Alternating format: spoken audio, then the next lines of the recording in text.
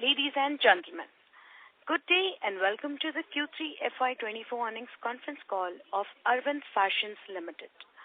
As a reminder, all participant lines will be in the listen-only mode, and there will be an opportunity for you to ask questions after the presentation concludes.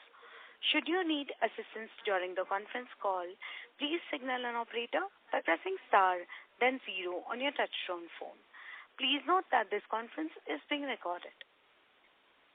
I now hand the conference over to Mr. Ankit Arora, Head, Investor Relations and Treasury.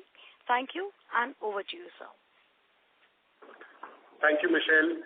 Hello, welcome everyone, and thank you for joining us on Arvind Fashions Limited earnings conference call for the third quarter and 9 months ended December 31st, 2023. I'm joined here today by Kulin Lalbhai, Vice Chairman and Non-Executive Director, Shailesh Chaturvedi, our Managing Director and CEO, and Girdhar Chitlangia, our Chief Financial Officer. Please note that results, press release, and earnings presentation had been mailed across to you yesterday, and these are also available on our website, www.arvindfashions.com.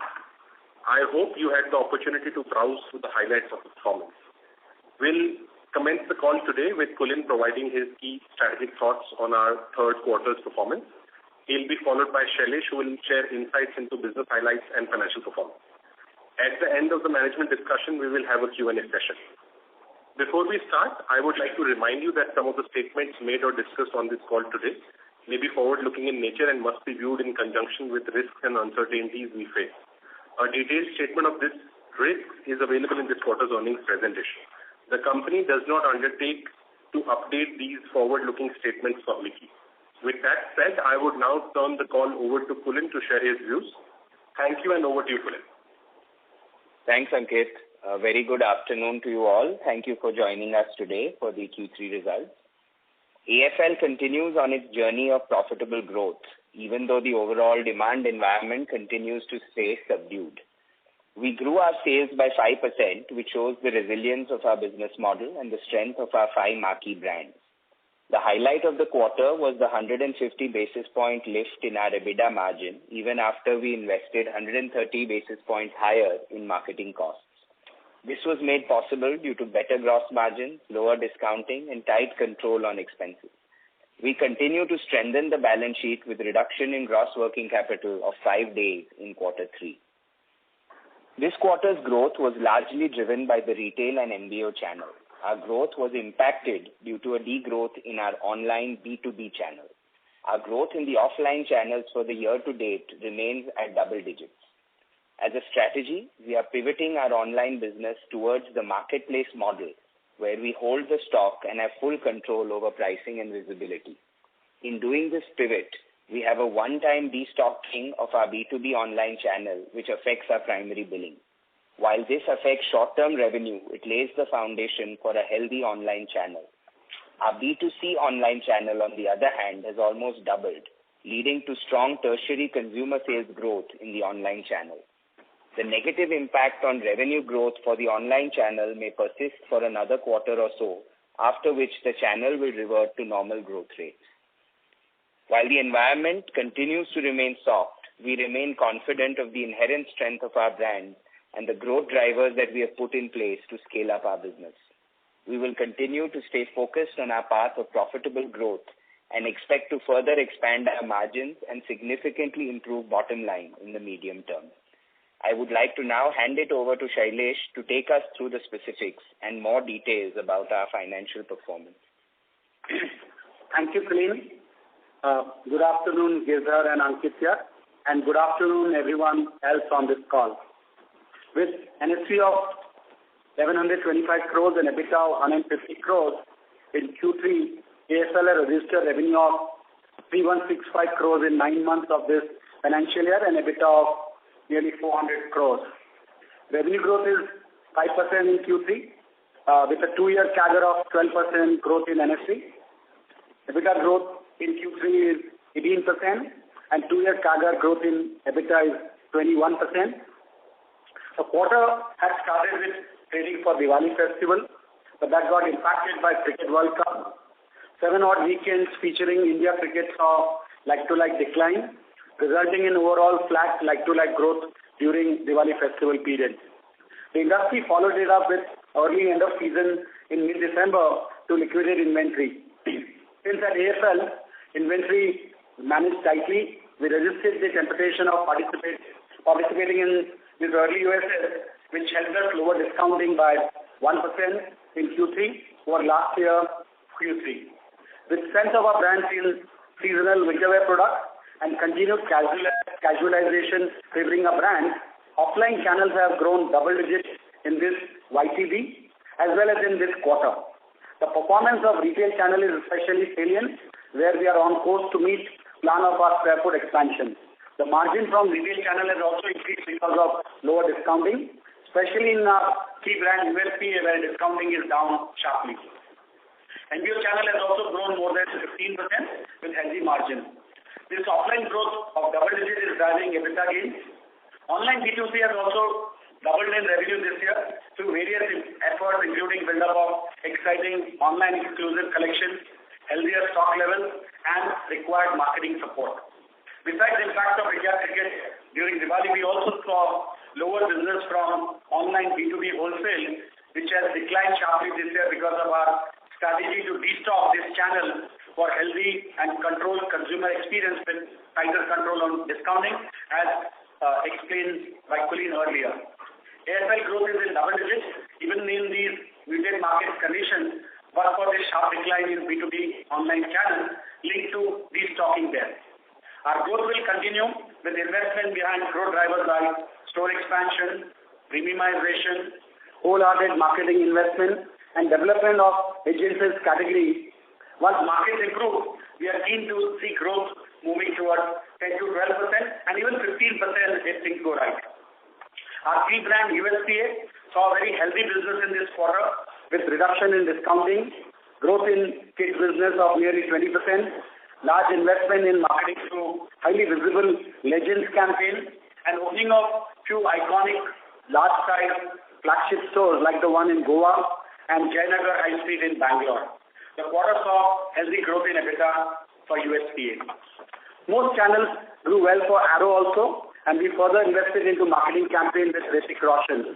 We saw emerging leadership of Arrow in key categories including blazers, formal shirts, formal trousers, and through youthful Arrow New York line.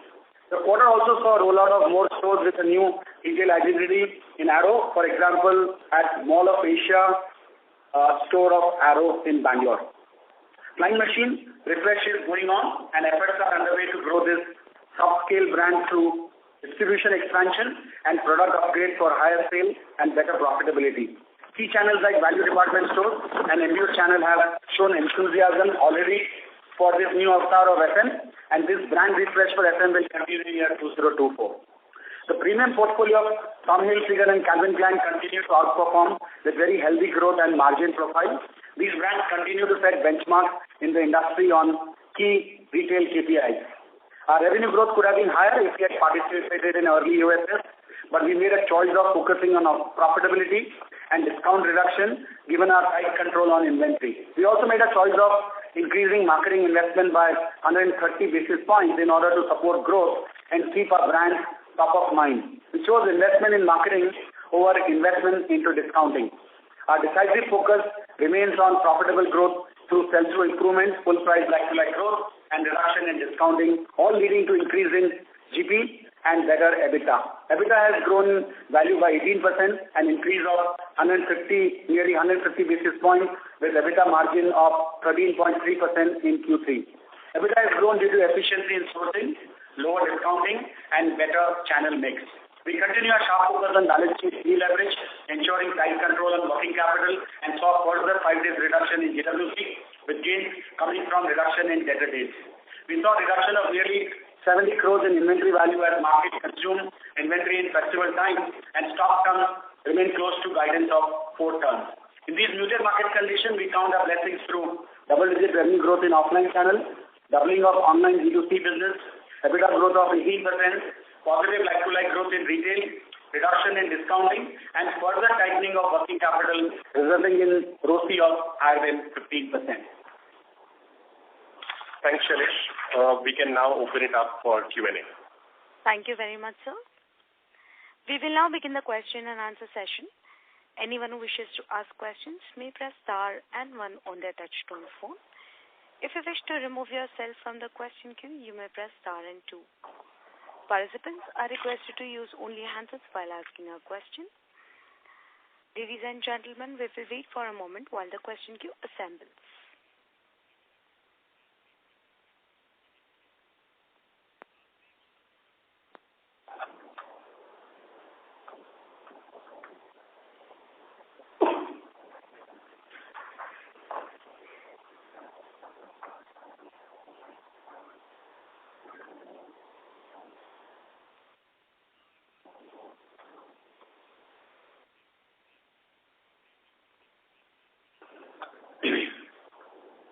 The first question is from the line of Priyank Chheda from Vallum Capital. Please go ahead.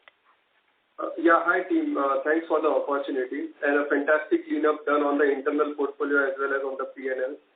Kudos to the team.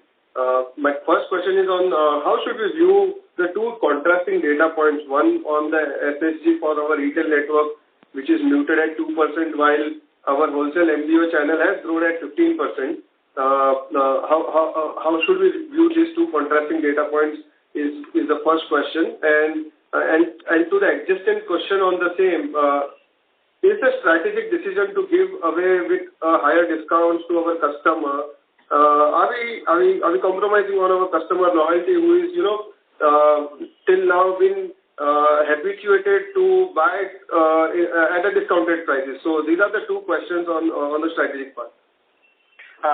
Thank you. I just want to address the discounting bit. See, our mantra has been profitable growth, and anything we do, we have to look at in the light of growth in EBITDA of close to 18%. So, and we've been managing our inventory very, very tightly. So always the question is on how do we get the best realization for that inventory we are holding.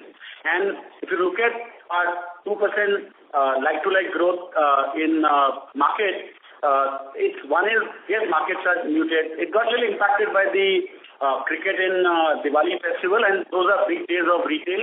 That's why when I look at the industry number, our numbers are probably on the sort of better side, and it could have been higher if the Diwali was not impacted. Also, the US's decision impacted, but we believe that this 2% has come on the back of last quarter where we had grown 9% like-to-like, and previous year same quarter we had grown by 12%. So you have to see in that context that on that 12% like-to-like we've grown further 2%, and we've been continuously growing at a healthy pitch. Discounting is something we want to avoid as much as possible because it goes against our business rhythm, because we need to do a certain number of weeks of discounting and the new season has to come at a particular time. So anything earlier breaks the rhythm and we lose margin. So we are very clear that we don't want to discount, and our brand, we have invested very heavily. Our investment has gone up by 130 basis points in marketing. Our brands are very salient. Our sell-throughs are fairly healthy, industry leading. So we didn't see the need to discount earlier, and we believe our consumers are equity is very strong. We are very top of the mind.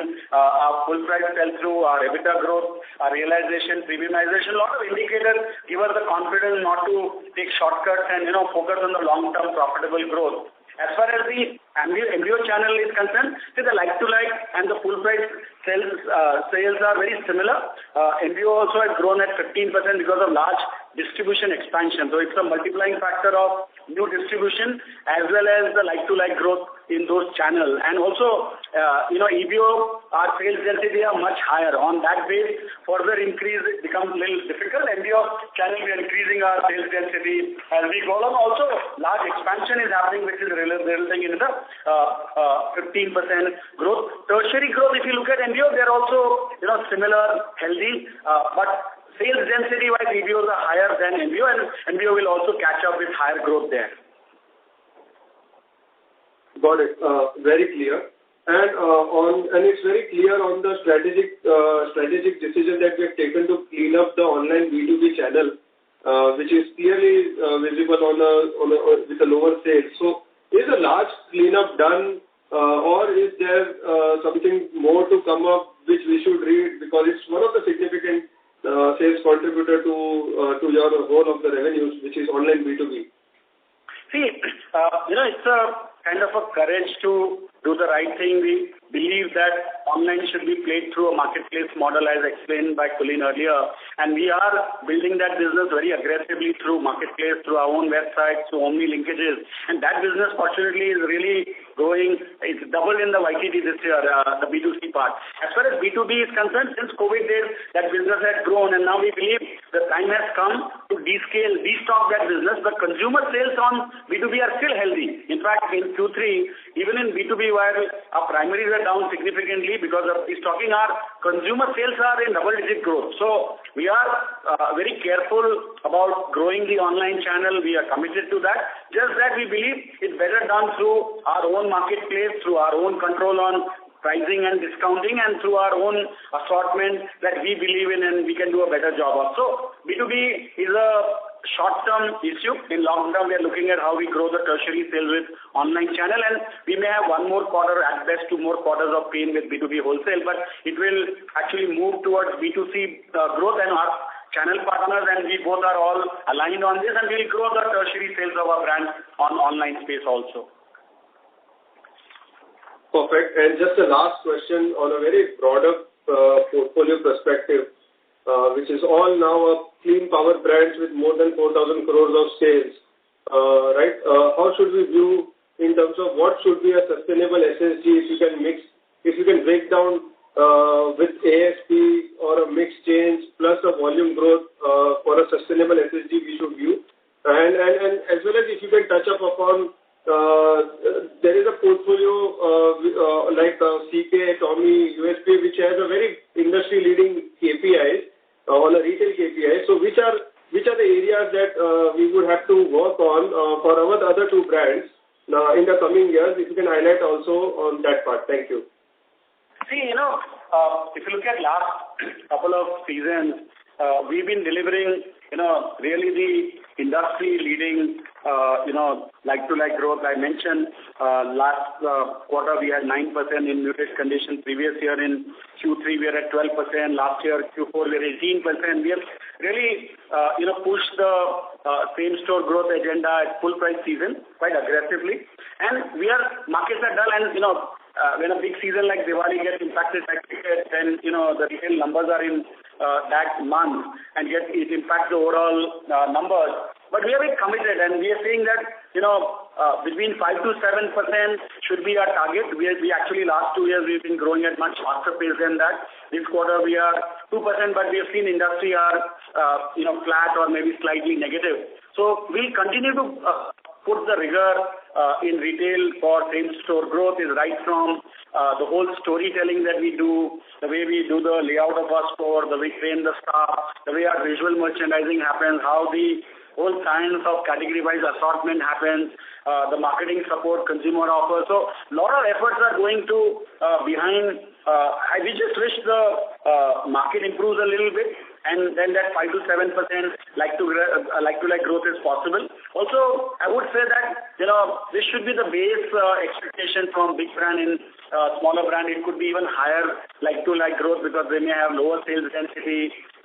So a brand like US Polo may be close to 2,000 crore, but the market size is very large. So there's no need for us to worry about future growth. This brand can continue to grow at rapid pace from here onwards, and we'll continue to open larger store. We'll continue to invest wholeheartedly behind marketing to keep the brand salient and all other categories. If you really look at the science of like-to-like, it's about walk-ins into conversion into basket size. So the walk-ins, if we keep the brand salient and the store experience good through word of mouth, walk-ins keep happening. As far as conversion is concerned, the store layout and the consumer walk-in and category assortment, adjacent category expansion. Earlier they were not buying underwear, maybe they are buying underwear now. Earlier they were not buying footwear, they are buying footwear now, or tomorrow women's wear. So we continue to meet all the usage occasions of a consumer and also the age groups of the consumer, so that we can convert the consumer at a percentage which is higher than the industry. And then all these efforts also help the basket size, that not just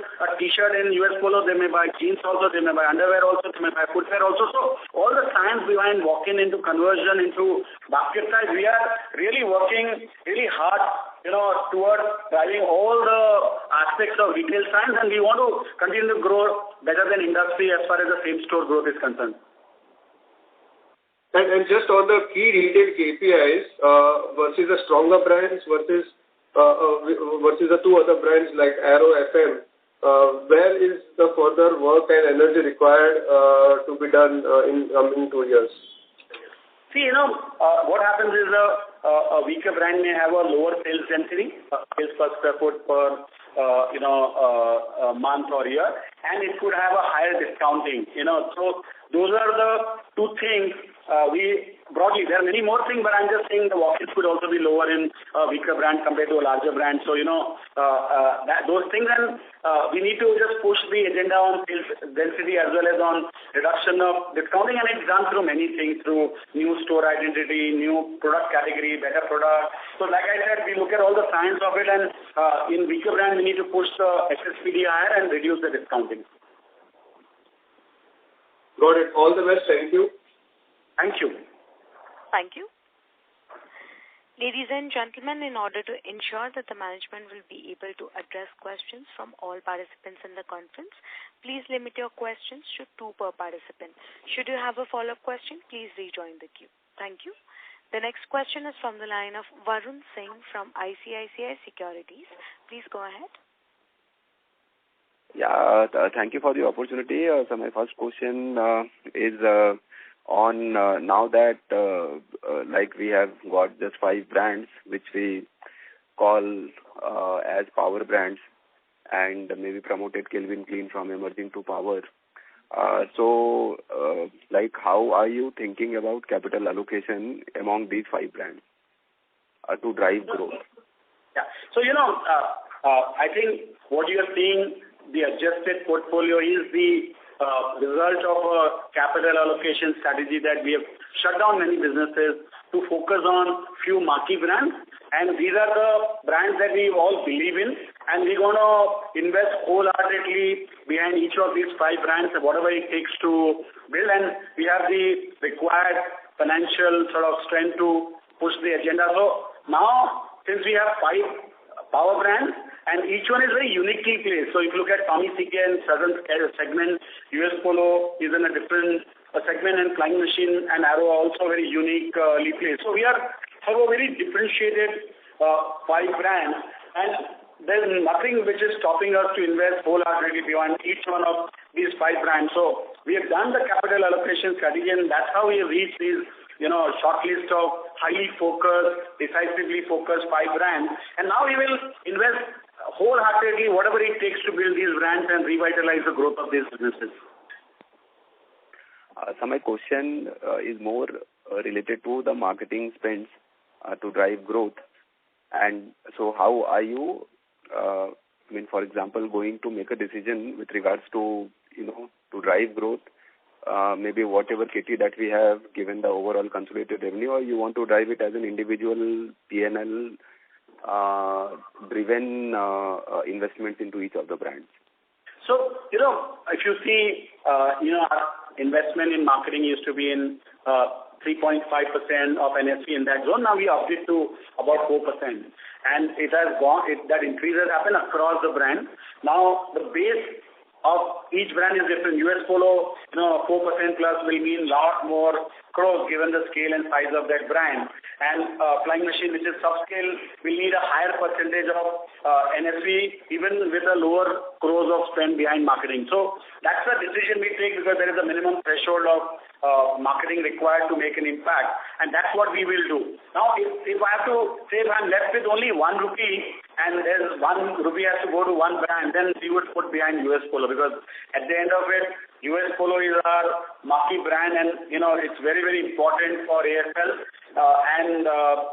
This is where if there is a unlikely situation where I have to make a decision among these 5 brands, then I would make that decision in favor of US Polo. But I don't see a need to reach that stage. We will invest behind marketing, and we have increased 130 basis points in this quarter during muted market condition, because we believe it's important to keep these brands salient and grow these brands through higher marketing investment. Okay, got it.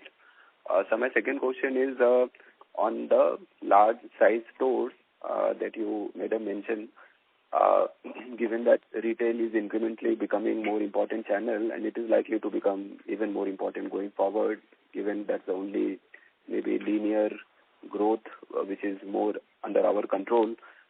So given that context and given our aspirations of adding maybe if not all, maximum franchisee-owned, franchisee-operated stores, I understand the customer experience in large size stores is superior.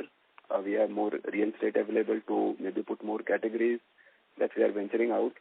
But still, having said that, large size stores also create, it comes with the baggage or the obligations of higher rental, higher capex requirement, and as a consequence, the necessity of the business to be dependent on customer footfall. It cuts both ways, right? If it goes right, we enjoy more leverage benefit. If it goes wrong, the downside is also incrementally much, much higher. What is the need for going for a larger size stores other than the category? The more real estate and category that we need to put that as a reasoning. And in this context, if you can give some competitive successful examples, if not from India, maybe even globally is also fine. See, we are looking at only a certain number of large size stores, and we are not saying that every store will be large size store. So take US Polo, our current visibility is that we want to open the next 10 large size, these 4,000 plus kind of square feet stores, and these have been identified in very, very key location where as a brand we want to make a statement, and it's very competitive decision, and also we want the brand to remain top of mind in the key location in the country, and it's a long-term asset that we are building. So it will be a very carefully model. We already done last 2 years a lot of stores, model that large scale, and we've seen good result, and now we are rolling out. So rarely do something where we have not modeled and seen the success, and then based on those success parameters we open. So we'll open only a certain number of stores, and they become very important for image and for, like you rightly said, about the categories of women and kids and adjacent category, etc. coming in. So whole lifestyle of the brand can be displayed in these chosen few lifestyle stores, which are also on franchisee system FOFO, where we have like-minded partners who are building that business, and we have good experience of running large scale among our portfolio of 5 brands. So we are very confident about that strategy. Also, we link these stores with Omni connectivity, so we get online visibility also. So we go out of way to push all our categories and make sure the sales density are comparable to a slightly smaller store, so that the stores remain profitable. And whatever we have seen till now of large scale stores, they are fairly profitable stores, and they are in key locations and with high sales density. So we are rolling out. We believe in that strategy, but not all stores will be large. There will be limited number of very well chosen stores like that. Got it. In that context, like how many stores we would have closed in the current year? And the reason that I'm asking is also, for example, last quarter you highlighted or maybe guided that US Polo stores will be maybe larger size from the current 1,500, 2,000 square feet model. Therefore, I was having this maybe, if not concern, seeking to understand that if not larger than 2,000 means maybe 3,000. So when you say 200 more store addition going forward, if not in FY24, so a bulk of it would be a 2,000 square feet and like as you mentioned, 10 stores in US Polo 4,000. So in this scheme of things, basically, how is your this store evolution strategy? That's my last question. Rightly said, it's a store evolution. So I give you an example that in Indiranagar High Street in Bangalore, we had a store of a certain size, and then we decided to make a bigger store. So we had to shut down the old store. So let's not look at it as a shutting down of store, as more as a relocation of the store to a bigger and more prominent location. We have done exactly the same in Goa also, and we keep doing this across our brands. So this right word that you use is the evolution of the retailing standard as more and more categories come, and we've added denim as a big category. We're adding women, we've added kids, we have added footwear, we added innerwear, and belt and wallet, and the need for square foot in brand like US Polo is increasing. Same is for Arrow and Flying Machine and Tommy and CK. So we are increasing the size, and for that sometimes we have to, shut down the previous store as we find a new store. So it's not so much as a store closure strategy, it's more as a relocating, evolution of the store to a better, bigger store with higher revenue and hopefully higher profit also. And that is done as a case-to-case basis. I can't give you a number. We continue to look for, right now maybe we're looking at 15 locations in the country where we want to open bigger store for US Polo alone. And as we find something, then we shut the old store and when we open the new store, and that evolution happens.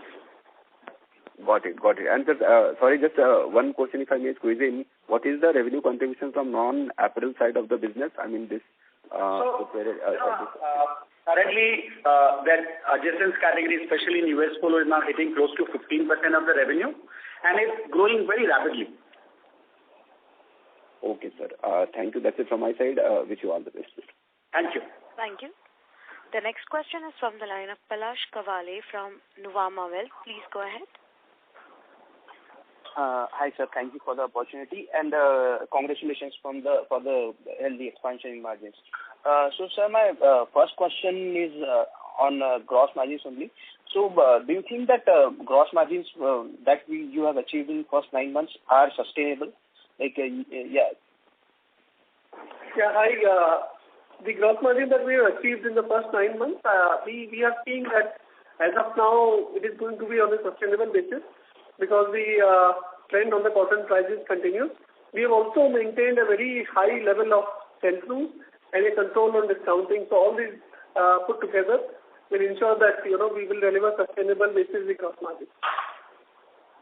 Okay. And my next question is, so OPEX for first 9 months has increased by around 14%. Versus 5% increase in overall revenue. So, any brand which you would like to point out which is responsible for this, or anything? Any comment on this? If you look at YTD, where capex is at 61 crore. This quarter was 26 crores. So we are at an annualized rate of 80 to 85 crores of capex. Now, the only place, our expansion plan is very asset-light, so most of our store expansion is on a FOFO basis with franchisee, except that in Tommy Hilfiger, we've taken over close to 25 stores, which got, that accounting happened in quarter 3, and that is, one change from, thing. There's no other major change that is happening from capex point of view. You want to add anything, Ankit? You want to add anything? So, Palash, I think your question also was on OPEX as well, and maybe Shailesh just added a bit of flavor on CAPEX. We understood kind of that. You would need to kind of also understand the piece around the channel mix change playing a role here. As to what we really said, when you grow retail, Palash, of course, the franchisee commission expenses, which of course flow through the gross margins, and that's the reason which is where you're seeing a trend going up. So that also has a role to play in other expenses going up. And of course, you would have seen, Shailesh speak at length about advertising expenses being higher on a YTD basis. Also from a last year's standpoint, since we have invested significantly in advertisement, there will be a more than about 100 basis point on a YTD level advertisement increase, which is forming part of other expenses and OPEX, which is what the line item you are seeing. Yeah, thanks, Ankit.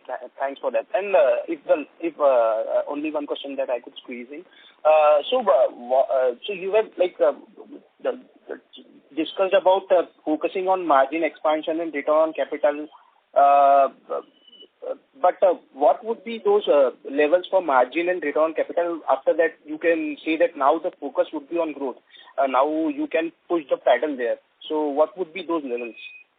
So, if you really see that the profitable growth of a brand is critical, and, we've been extremely tight on balance sheet. You will see on our inventory days, in terms of our debtor days, we have maintained the best hygiene possible. So, when the working capital is tight and the brand hopefully will go much faster pace profitably, then it will generate free cash flow, and that's how we want to grow our ROCE. I think, we have now crossed 15%, and medium term, we are looking at a ROCE of more than 20%. That's the first benchmark, and we believe that if we grow at the guidance that we have given and the kind of margin expansion, we're seeing at least 100 basis point every year in EBITDA. So if you really do the math, then we are confident that in the medium run we will be about 20% ROCE. Yeah, that's it from my side, sir. Thank you. Thank you for your answers. Thank you. The next question is from the line of Sagar Parekh from One Up Financial. Please go ahead. Yeah, hi.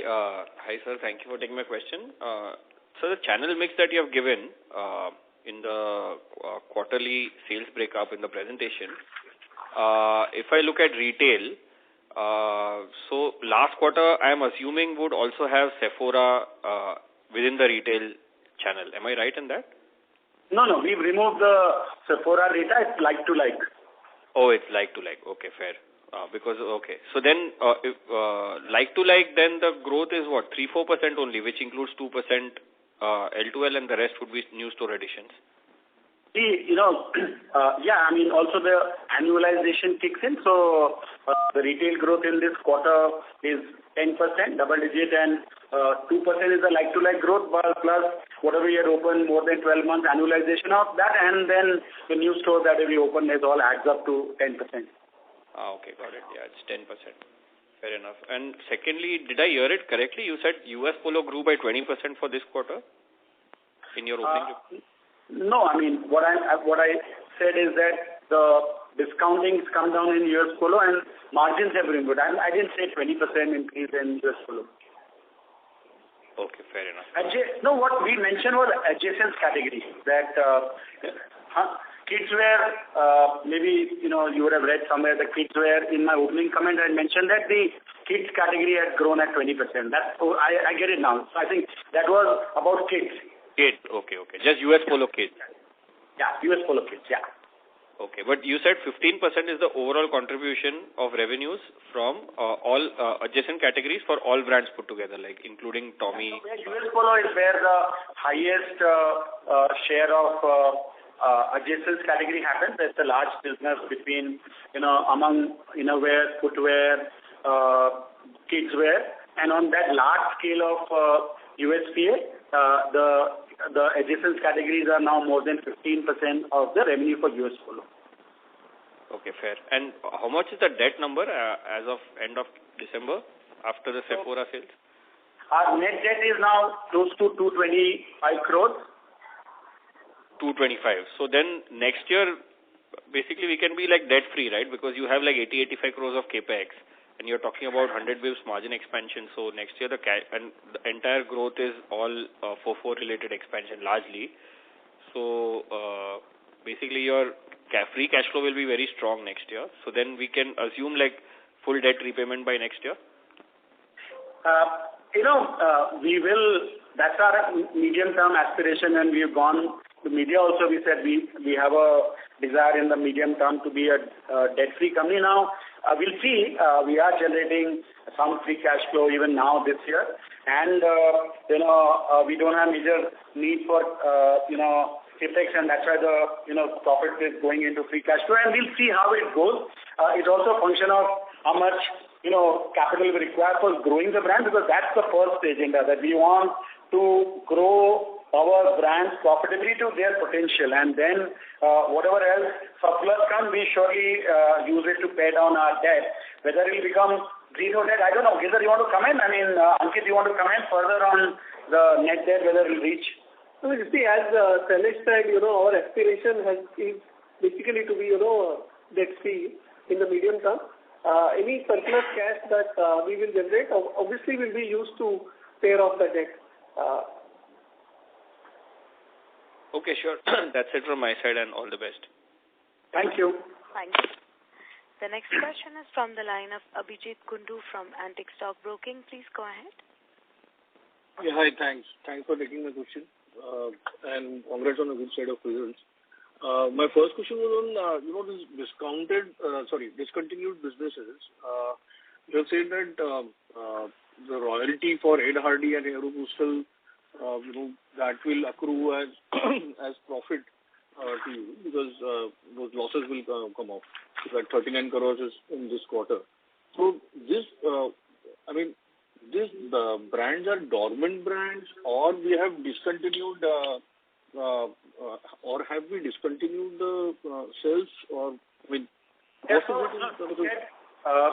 when we, that Sephora transaction happened, we had two brands which were dormant, were not active, but we are paying royalty for them as per the legal contract, which is the Ed Hardy and Aeropostale. So we're not doing any production or sale or business of that, but we had a certain legal, as per the contract, commitment. This was coming to close to 10, 12 crores a year for next couple of years. And this year, that figure was around 15 crores. So what we have done is that we've taken the present value of these future royalty expense and plus some other, expenses linked to these brands, and that we made the provision of 39 crores there. Okay, so technically we are not selling these brands anymore, so no royalty has to be paid, no expenses have to be. But these two brands are coming for renewal in 2 years, right? So, Abhijit, Ankit here, let me just clarify that for your benefit. See, these brands we had already made dormant because we were very decisively allocating capital towards the 5 marquee brands, which is what Shailesh has spoken at length. We were not investing behind these brands. So because there is no sales, but of course there is a minimum commitment on royalty, which is what we have given, and we mentioned this on the call earlier as well in Q2. And so the expense on account of that is what we have made a provision netted off against the gain on the Sephora transaction sale is what the number, which is what you are looking at it. So there is not going to be any further drag coming on the profitability of these 5 marquee AFL brands going forward on account of this minimum royalty commitment, which is what we had to pay for the next 2 years pertaining to Ed Hardy and Aeropostale. Okay. Well, I mean, how should we account for it? So say for FY24, this discounted operations, profit from discounted operations, say Sephora would be 100 crores? I mean, like that, or it will be just 74 crores only? Your estimation is correct. So there is no NSV coming in from Ed Hardy Aeropostale. It was very, very marginal. So the only NSV, which is what was coming in, which is what has been discounted as far as the question on NSV is concerned, is only Sephora. And your estimation is broadly in line with the number, which is what you just mentioned. Okay. And my second question was on, it has been asked earlier, but still 2 things in that. One is the, accelerated store expansion that you have talked about, of 200 stores, 2 FOFO route, which will essentially more of EBOs. So in this, one is what would be the capex requirement? 85 crores of capex requirement that you are saying for 1 year, per year, or yes, one is that? Yes. And annual. You're right. Annual. 85 crores per annum. And second is that we are talking here about the gross space addition, the net space addition. How should we look at it? I know you earlier also you said that it is difficult to say that, but the color on what would be the net space addition would help us to derive the overall sales growth, because there would be element of a same-store sales growth and there would be element of a store expansion, which will play out over the next 2 years. So how should we see that? I would put this gross addition, net addition into 2 parts. One is, there's a regular business. In regular business, typically 3 to 4% of distribution gets shut because those markets become not good, or the store is not viable, we make mistakes, or something else happens. Market is very dynamic and moves. So that's a normal 3-4% of your distribution you do clean up on an ongoing basis. That's a reality of our life. Some malls become ineffective, some high street become ineffective, mistakes we make, and etc. That number happens. So what we track more than the number of stores, because when we shut, there are smaller stores maybe in larger number, but we open larger, bigger number of fewer stores. But I think the emphasis on square footage internally, we look at how many square foot, or what is the CAGR on square foot that we are looking at, and that's the target we are looking at to grow forward more than the store numbers. Store numbers are also important and they indicate eventually the square foot expansion, but our internal KPI is more and more on square foot expansion, and the plus minus of the store, evolution, transfer, closure, etc. keep happening. But we are very, keen on adding a certain high quality square footage in our brands. Right. And what would be the targeted one, like, your 10% of that 3-4% will go off, so 7% is the square foot addition, something like that? If you look at our square foot expansion, is more like 1.75 lakh to 2 lakh. It depends on the markets also. Sometimes, so it's in that zone that we are targeting right now. Okay, got it. Thanks. Thank you. That's all for myself. Thank you. The next question is from the line of Neeraj Mansinka from White Pine Investment Management Private Limited. Please go ahead. Thank you. Just few questions. One, what was the growth in the square footage on a YOY basis?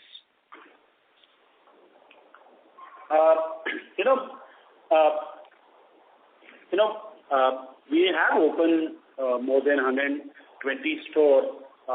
We can just check the number and I can just confirm. Do you have the data on that? We'll have to just check the exact data. Neeraj, I can circle back separately on this. So the reason I asked you that, what you said is more of a gross number of opening of stores, right? And what is the net number of stores? If you can give that on a regular basis also and now also, it will be useful because that shows how much you have actually added on a net basis rather than gross. We'll take this as a feedback and we will ensure that data is made available on a regular basis. Right. But what is the number for the quarter? How many stores you might have added for the on the net basis? We added more than 20 stores in this quarter and more than 120 stores in the year. So that's the number we have currently. We added 31 stores in Q3. 31 stores. Okay, so please let us know the net stores in future so that will be more realistic way to look at rather than the gross number. Okay. The second question is on the revenue growth. Can you share what is the revenue growth for each of these brands like Polo, FM, Tommy? We don't share brand-wise data for competitive reason, and also a lot of our brands are licensed, so our global partners also are very sensitive to that, and industry also, our competitor also don't share, but we give enough color so that we mention how the brands have done and how they're going. So but we've not given in the past a very specific brand-wise sales number or EBITDA number. Got it. But can you give some color on which is the highest growing brand and how is the lowest one? Just wanted to have some color on that actually. So we know on what, yeah. The Tommy CK business, has a very premium portfolio. They are growing faster because there is people say K-shaped recovery or premiumization is working well right now. People are buying a little more differentiated products. So last couple of quarters we've seen a higher growth in premium categories in Tommy Hilfiger and CK, and also the premium parts of Arrow 1851 or premium parts of US Polo also have grown well. And as far as the lowest growth right now, FM is under a new refresh, and we are waiting for a lot of piloting to happen in FM. Once we see the fruits of that piloting we are doing, we will expand. So right now, the growths are lowest in FM and the highest in Tommy CK. Okay. And the last question, can you share some color on what you are doing so that what you shared about the refreshing the brand on FM? Can you share what you are doing and how you want to compete with other brands which have taken over your market share over years on that? So, if you look at FM, it's a very strategic asset in our portfolio. It's owned by us. We don't pay any royalty in that, and it's our own brand which we have a partnership with the Flipkart group. And that partnership also gave us a unique edge in online space, understanding of that space. So when we looked at the brand, we said, let's refresh the brand. This is one of the first jeanswear brand, maybe the first Indian jeans brand in country. And we have done refresh of CK, we've done refresh of Arrow, and then we said now do it for Flying Machine. So what we did is that we said that the Flying Machine will be a brand which will be built on 4 pillars. One pillar is jeanswear. Now it's a very large market in India, especially in the MBO channel, etc. Very large business happens in the jeanswear, and FM is the first authentic heritage jeanswear. So we said that's the first pillar. Second pillar is youthful, and you look at how India is a very young country. The Gen Zs are becoming important. Millennials continue to remain important. So we said this is a brand where youth, fullness, the appeal to Gen Z and millennial will be very, very important. Third part, we said it will be kind of a value proposition that, will be attractively priced for the product that we give, not the cheapest in that sense, but it will be attractively priced. So the third pillar that we have decided to focus on Flying Machine was to focus on value proposition. And the fourth was a more emotional pillar that we said in a young country where social media is very important. We want to, target online imagery of young customers where they are nobody, but they should feel like somebody really hot. And this, expression of that fire emoji that people get, people crave for, that emoji coming as a reply to them on social media, or the fire emoji. So the being hot, and the internal phrase we use is damn hot. And they're saying that the fourth pillar will be that it should look like a damn hot, and it should solve the problem of somebody towards his journey, as the machine will take it from anonymous person to somebody damn hot. So those are the 4 pillars. And in terms of execution, how we are doing it is that we first changed the logo of the brand, we changed the font of the brand, we got a new propeller, the new font, we got a new color scheme, we got a completely new merchandise architecture which is targeted Gen Z customer, so that the product also looks damn hot. We got a new retail identity developed for Flying Machine that we opened in Commercial Street, High Street in Bangalore around a year back. And now we are using these pillars of new merchandise direction, the new retail identity, new ad campaign which is focusing on being damn hot. We are trying to excite the young customers, Gen Z plus millennial, so that they feel that they are damn hot when they wear Flying Machine. Now, it's an early journey. We're testing a lot of these things. And what we have seen is that the MBO channel and the value department store have already got very enthused by, what the new avatar of Flying Machine is. Also, we've renovated almost like 12 odd stores with a new identity, and we've seen very good like-to-like growth, or double-digit like-to-like growth in those stores. It's still early days. We see a full effort, another year to get everything right to build it, but that journey has started. And if you see, vision is also for Flying Machine to be a 1,000 crore brand. It will also have to have all the adjacent category that we talk about, and we are very keen that we will add 3-4 new adjacent category in Flying Machine, and we'll build distribution, we'll build new product category and expand through MBOs, through value department store, and as well as through our EBOs eventually. So that journey has started. Got it. And just you said the 12 stores that you have renovated have seen a very high double-digit growth. Yeah. Okay, great. Thank you very much. I mean, since you asked a specific question, because typically when you are early stage, if you want to keep quiet and keep doing the right thing, and once we see a model work, then we talk about it and expand it. So it's a very early stage of, we're seeing green shoot, but still it's the early days of the recovery for Flying Machine. Great. Thank you. Yeah. Thank you. The next question is from the line of Jatin Sangwan from Burman Capital. Please go ahead. Thanks for taking my question. I noticed that depreciation has increased QOQ. I guess that was because of addition of Tommy Hilfiger and Calvin Klein on COCO model. So if you could break up depreciation by ROU assets and by PP, and the same for interest, break up by lease liabilities and interest due to borrowings. So, Jatin, Ankit here. Just want to kind of clarify, interest is a very small portion. Quarter-on-quarter, it has increased only by about 2 crores, which is generally on account of our India adjustment because of our COCO stores. Yes, your observation is absolutely right. On the depreciation side of it, it has increased by about 7 odd crores. There is a one-off in the depreciation on account of COCO store conversion, which had happened in PVH, which is what we have been speaking to you all about.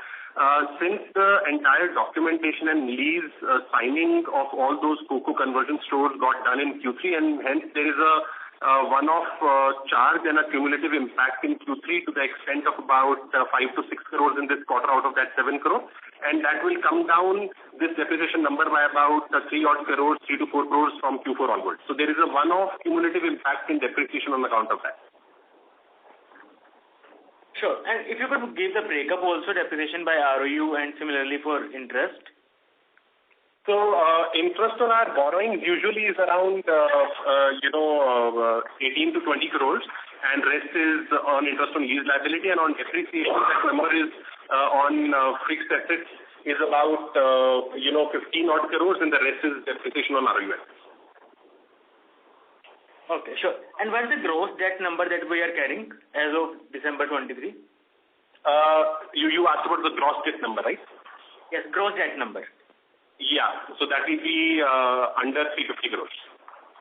Okay, sure. And what was the similar number on September 23? I will have to just check that. Our net debt number was 476 crores as of September. You can look at the reported balance sheet, which is what would have been part of the H2 financials. Okay, sure. Thank you. Thank you. The next question is from the line of Ankit Kedia from Phillip Capital. Please go ahead. Sir, my first question is regarding the MBO. You mentioned that the tertiary sales are in line with the retail like-to-like growth, while you have reported 15% overall growth. So just wanted to know how much are the MBO counter additions in the quarter YOY growth, and over the next 2 years, what is the aspiration for the MBO counter addition? And, of the 4 brands which we have, if US Polo is the highest counter addition or, Arrow, what would be the other 2 brands like Flying Machine or the other brand versus the leader? So how much of the depth we can increase by, and also the width from the MBO channel? So, MBO is growing, in the Q3 is grown at more than 15%. Also, if I look at the YTD data, also has grown double digits. Growing well now, it's a function of, like I said earlier, expansion, annualization, and like-to-like growth. Also, the MBOs are working at a lower sales density than our EBO. EBO are at much higher sales density. So the growths are higher in MBO because there's a scope to increase the sales density, and by putting our own manpower to build more category assortment, correctly reducing category, putting the right category. We are also, our sourcing has been very efficient. Our OTIS have been very efficient. So we've been launching the season really on time, among the best in the industry. So MBO channel is benefiting from better sourcing and better supplies also from our side. So that's the growth picture. And if you see aspiration, again is a very large market, and the market share of different brands or companies will be still not that low, and huge ability to grow and go to newer towns with the MBO channel, and like every other channel EBO also. So I think there's a secular growth possible in MBO channel, and we will be very careful on hygiene, and that's very important for us, that the inventory level at the MBO channel as well as the debtor situation with the MBO channel, we are very, very careful, watchful, and we are growing with very good hygiene. That's very, very important in terms of our aspiration. As far as the scope is concerned, that US Polo is leading brand. That's the first brand we take to a new city or to a new counter or new MBO channel, because the desire for that brand is very high. It's a very large brand. Country is leading, probably the biggest men casual brand in the country. So every MBO counter wants that brand first. Tommy CK have a little more exclusive reach because that price point doesn't work everywhere. So that's a little careful expansion of Tommy CK thing. Arrow and Flying Machine both show very good potential to grow the MBO channel further. In last 2 years, we've really expanded the Arrow MBO channel significantly. As the model started working, we started expanding. FM, we are doing that. And the last number I remember is spring summer 24 and the fall holiday 23, the previous season and the current season, we are opening almost like 90 shop-in-shops in Time Machine between the two seasons, and we continue to expand as the brand, starts, proving itself in the MBO counter, and we continue to grow. So overall, I think it will grow at a healthy pace, but I think the important thing is to maintain the hygiene of inventory and the collection. Sir, specific number, I was looking at the number of counters we are present in MBO today, and over the next 2 years, what will be the counter addition? I'm sorry, I don't have specific data on that, and like somebody mentioned earlier on the store count, these are the areas that I think we will take this as a note of better information sharing with the investors. So this time, please excuse me, we will come back with this kind of information. Sure. So last quarter also same feedback was shared, with the team. So my second question is regarding discounting. Now if I go online on US Polo or, the footwear brands and other brands, discounting is very high in online channel. Obviously, you're moving away from online B2B, where the discounting is higher. So how much inventory is still in the system where, if a consumer goes online and sees the discounting, it remains high, versus the store where you are actually controlling the discounting? And over next 2 years, where do you want the online B2B business to be positioned or, reduce the inventory out there? So, if you look at our aspiration, we would want our B2C model with the partnership with these portals that, are key marketplaces. We want it to be close to 75% of the overall business. Currently is inching towards 50%. So that's a scope to sort of convert the business towards more and more B2C, and our aspiration should be as high as possible, because then we assort the product very scientifically, and also we manage the experience and the pricing and control the discounting. So that's one part of it. Now, as far as the current discounting on B2B portal is concerned, let's look at two ways. One is that we are destocking, like Kulin mentioned earlier, and I also, elaborate that we are very keen to destock, and the consumer sales are growing, but we are reducing that stock level, and it's a couple of quarters where the destocking will get done, and it'll reach a BAU level where the inventory should be. Also, I want to explain you that fact that when the discounting happens, the large part is what is known as OSM, the old season merchandise, which we pull back from our physical stores and other distribution.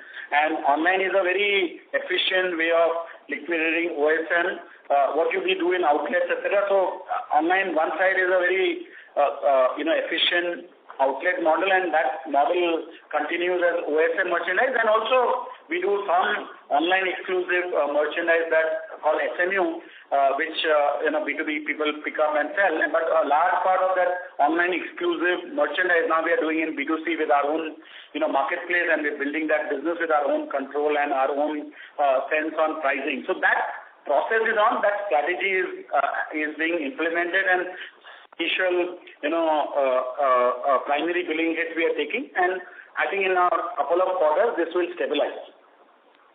Sure. And sir, my last question is regarding US Polo Kids and Footwear. We have seen a very healthy growth in both these categories from a US Polo side. So how many counters or how many EBOs today are both these categories present, or you think there is scope to now it's only on consumer demand, or there is still penetration remaining for both these categories? So we started this journey of adding footwear to all the stores, and now majority of our US Polo stores have the footwear, and it accounts for a healthy share of US Polo stores, and you'll see in every key US Polo store you'll see footwear being present. As far as kidswear is concerned, also opens up opportunity to open exclusive stores of kidswear in future. So we'll look at that version also. Also, footwear is sold through our own. We have a footwear chain where we do multi-brand stores, but also pilot is happening, and we sell footwear through those stores also. So you'll see our expansion will happen, and clearly the feedback on how many stores is present, etc., we will provide that information. Sure, sir. Thank you so much, and all the best. Thank you. Thank you. The next question is from the line of Rajiv Bharti from DAM Capital. Please go ahead. Yeah, good afternoon, sir. Thanks for the opportunity. So, what part of this 120 gross additions are COCO stores? Very few. This number will be less than 20. In terms of this depreciation increase YOY, is it safe to assume that bulk of this can be attributed to your COCO conversion on the TH side?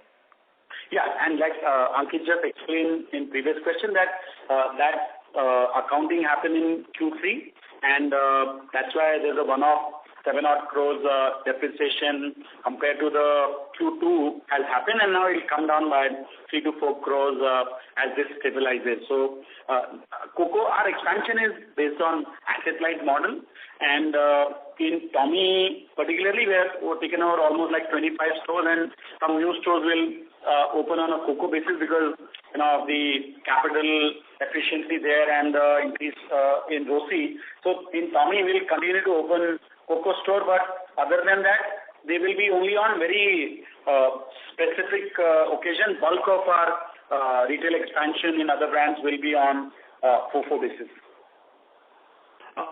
Sure. And because when I see the minority interest part, which is for your Tommy CK piece, which is, I think, minus 2% decline, and if I adjust this depreciation difference, it seems that you have grown 15-20% profitability on Tommy CK combined. I mean, is that number right?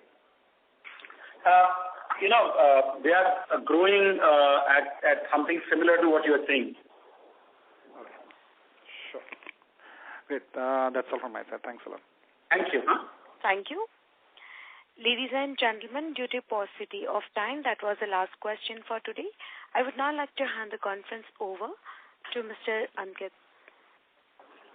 I understand Ankit Arora for closing comments. Over to you, sir. Thanks, Michelle. I understand some of you may have few unanswered questions, but management had a paucity of time, so we'll have to close this call.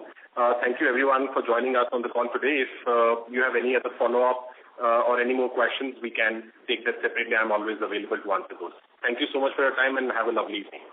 Thank you, members of the management. Ladies and gentlemen, on behalf of Arvind Fashions Limited, that concludes this conference. We thank you for joining us, and you may now disconnect your lines. Thank you.